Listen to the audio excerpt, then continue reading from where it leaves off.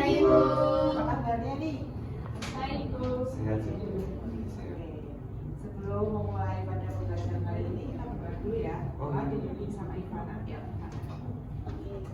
Baik teman-teman serta Ibu, marilah kita sebelum memulai pembelajaran pada pagi hari ini, marilah kita berdoa. Doa akan saya pimpin secara Katolik untuk agama lain bisa menyesuaikan. Dengan Bapak dan Selamat pagi ya Tuhan, terima kasih karena Engkau telah memberkati kami sehingga kami dapat berkumpul kembali untuk dapat belajar di sekolah kami ini. Dan Tuhan, sebentar lagi kami akan belajar, kiranya Engkau memberkati kami selalu. Amin. Dan Bapak Baik, sekarang kita akan pelajari tentang sistem ekonomi. Sebelumnya pada pertemuan kemarin kita sudah belajar kan anak-anak? Sudah. Masih ingat gak nih? Sedikit. Ingat, tapi Ya, ingat-ingat sedikit ya. Jadi untuk sebelum memperkuat materi yang sudah kita belajar pada minggu sebelumnya tentang sistem ekonomi, nanti kita akan melakukan sebuah praktek ya, praktek menggunakan media Canva. Jadi seperti itu.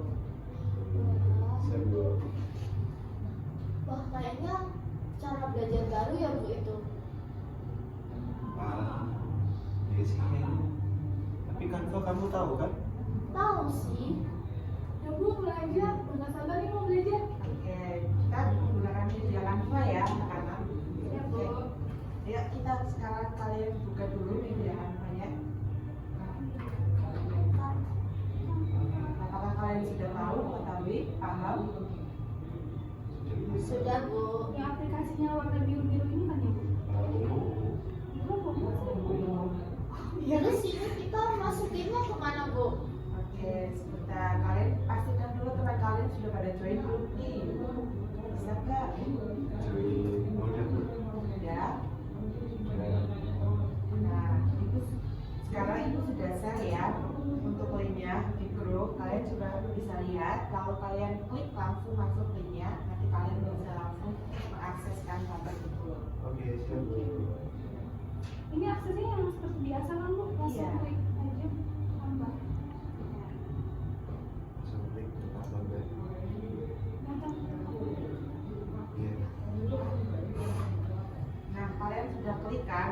Sudah Bu. Lalu ada contoh kasus anak-anak nih. Bentar ya, Ibu perlihatkan tentang contoh kasusnya. Ada dua contoh kasus kan yang Ibu sudah share. Yang pertama tentang ekonomi Inggris suram, inflasi tak terkendali dan lebih buruk dari Rusia.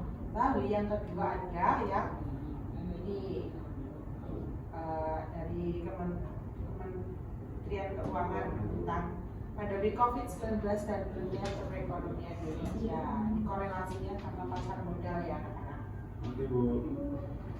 Nah, kalian bisa untuk membaca dan cermati dulu tentang dua artikel ini, lalu nanti kalian bisa simpulkan. Jadi kalian sekarang memahami dulu artikelnya ya anak-anak. Silakan kalian pahami. Nanti kalau kurang paham ataupun masih bingung bisa ditanyakan. Siap, Bu. Ya Bu.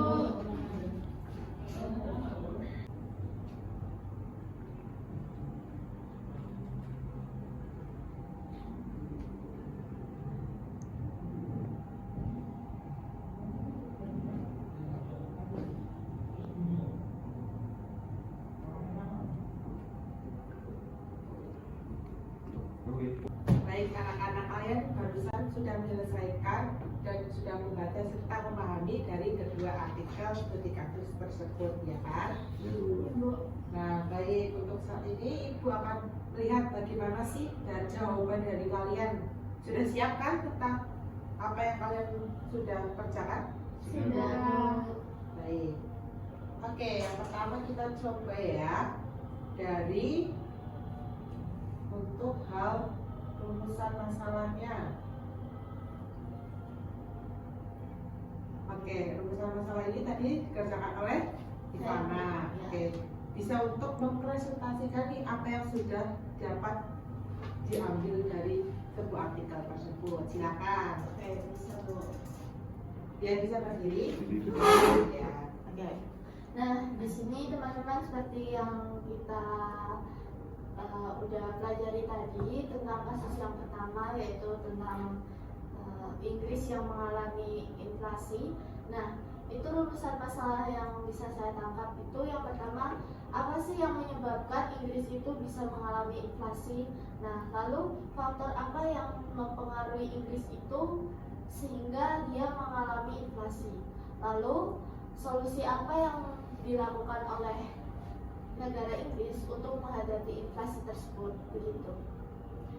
Oke teman-teman, sepakat dengan saya? Sepakat. Oke, baik. Terima kasih atas pemikiran untuk rumusan masalah dari artikel tersebut. 3 rumusan masalah ini sangat bagus ya anak-anak. Oke, kita Dan di sini rumusan masalah yang kedua tentang Indonesia di masa pandemi COVID-19 kemarin. Nah, yang saya tangkap itu yang pertama ada apa sih yang menyebabkan perekonomian Indonesia ini tidak stabil. Nah, lalu dampak apa yang ditimbulkan dari pandemi COVID-19? Lalu, mengapa pandemi COVID-19 ini bisa mempengaruhi ekonomi di Indonesia? Nah, lalu apa korelasinya dengan pasar modal Indonesia? Begitu. Oke. baik. Tadi ternyata maaf ya ada 2 slide ya, karena Ya. saya sudah tahu. Untuk rumusan masalah yang sudah dibuat dari kedua artikel tersebut sangat baik. Ini juga kayak menyinggung tentang bagaimana tentang dampak dari suatu topik tersebut. Baik, kita selanjutnya ya tentang apa nih teori yang relevan dari kedua artikel tersebut. Ini dikerjakan sama siapa tadi? Saya Bu. Oke, baik Mas J, silakan ayo kita Oke. presentasikan. Mungkin dari 2 artikel tadi ya Bu, terkait permasalahan yang ada di Inggris dan di Indonesia saat pandemi COVID-19 itu ada 2 teori yang mungkin saya tangkap di sini. Yang pertama itu di Inggris itu tadi lebih mengarah pada teori inflasi. Sebenarnya di Indonesia juga sama, tapi di sini untuk teori inflasi itu lebih condong ke Inggris, ya dimana apa namanya inflasi itu dipengaruhi oleh kenaikan biaya energi dan gangguan dalam rantai pasokan makanan di Inggris seperti itu. Terus yang kedua ada teori permintaan dan penawaran, yang mana mungkin ini lebih menyorot di Indonesia ketika adanya pandemi itu menyebabkan gangguan dalam produksi dan distribusi itu akan mengurangi penawaran, dan di sana terjadi ketidakpastian ekonomi dan penurunan pendapatan seperti itu Bu. Baik, terima kasih atas teori yang didapatkan. Jadi Sama, Bu. merupakan pemikiran yang sangat hot ya. Baik. Oke, selanjutnya ada bagaimana solusi yang tepat. Solusi yang tepatnya dikerjakan oleh Abel. Baik, Abel silakan Abel untuk dijelaskan apa nih yang sudah didapatkan. Baik, jadi tadi kan teman-teman sudah menjelaskan tentang rumusan masalah beserta dengan teori. Dan sekarang saya akan memberikan tentang solusi yang tepat yang untuk diberikan terhadap kedua artikel tersebut. Yang dimana yang pertama solusi pandemi COVID-19 dan pemulihan perekonomian Indonesia. Yang pertama itu kita bisa melakukan penanggulangan pandemi, kedua peningkatan vaksinasi, ketiga penerapan protokol kesehatan, yang keempat penguatan sistem kesehatan, dan yang kelima pemulihan ekonomi, yang keenam stimulus fiskal, yang ketujuh bantuan sosial, dan kedelapan yaitu ada pemberdayaan UMKM, yang dimana ini merupakan solusi untuk yang artikel yang pertama. Dan yang kedua yaitu tentang artikel yang solusi yang dapat saya berikan, yaitu yang pertama ada mengadakan visa pekerja, yang kedua mengurangi pengeluaran konsumen, yang ketiga pengaturan inflasi, dan yang keempat meningkatkan investasi. Nah, jadi ini merupakan solusi yang bisa saya berikan. Mungkin teman-teman bisa menilai apakah kurang atau gimana. Gimana tadi teman-teman? Pas Bu. Oke? Oke. Terima kasih untuk Abel.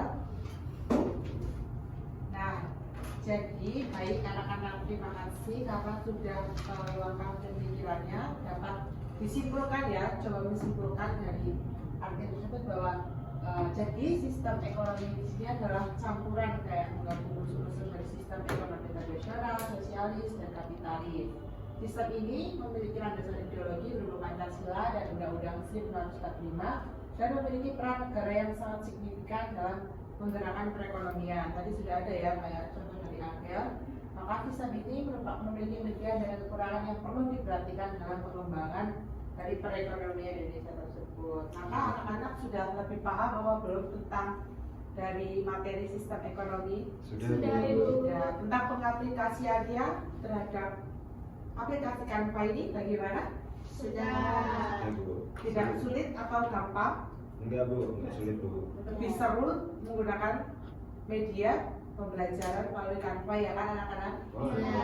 Ya, jadi karena pada saat abad 21 ini siswa dan guru dalam masa pembelajarannya dituntut untuk bisa lebih jauh modern terhadap melibatkan bagaimana sih pembelajaran tersebut dengan teknologi menggunakan media pembelajaran untuk membantu kalian dalam memahami sebuah pemahaman materi yang ada. Baik, sudah selesai pada saat materi hari ini. Sekian yang dapat Ibu sampaikan.